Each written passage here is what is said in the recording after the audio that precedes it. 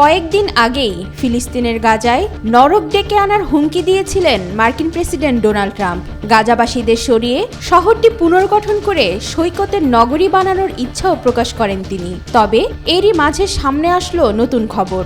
জানা গেল এবার ফিলিস্তিনের সেই সশস্ত্র গোষ্ঠী হামাসের সঙ্গে গোপন আলোচনা চালাচ্ছে যুক্তরাষ্ট্র। হামাসের হাতে জিম্মিদের মুক্ত করতে নিয়োজিত ট্রাম্প প্রশাসনের দূত অ্যাডাম বোহেলার কাতারের রাজধানী দোহায় হামাসের কর্মকর্তাদের সঙ্গে বৈঠক করেছেন। বুধবার মার্কিন সংবাদ মাধ্যম এক্সিওসের এক প্রতিবেদনে এ তথ্য জানিয়েছে।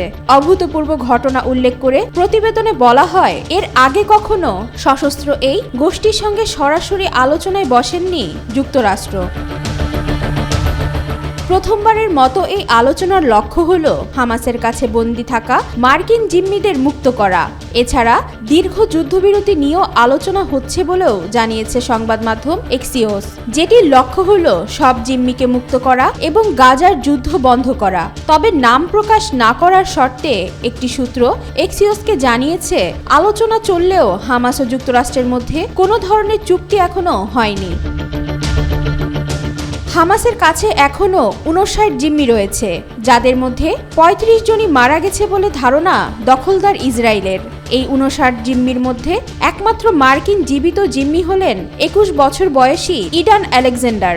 তাকে মুক্ত করতেই মূলত আলোচনা চালাচ্ছে মার্কিন প্রশাসন।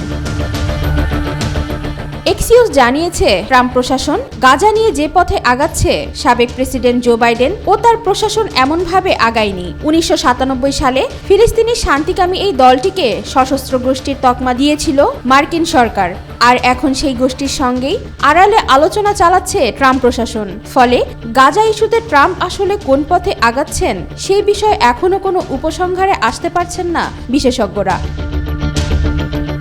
ওয়াহিদা পারভীন, আজকাল।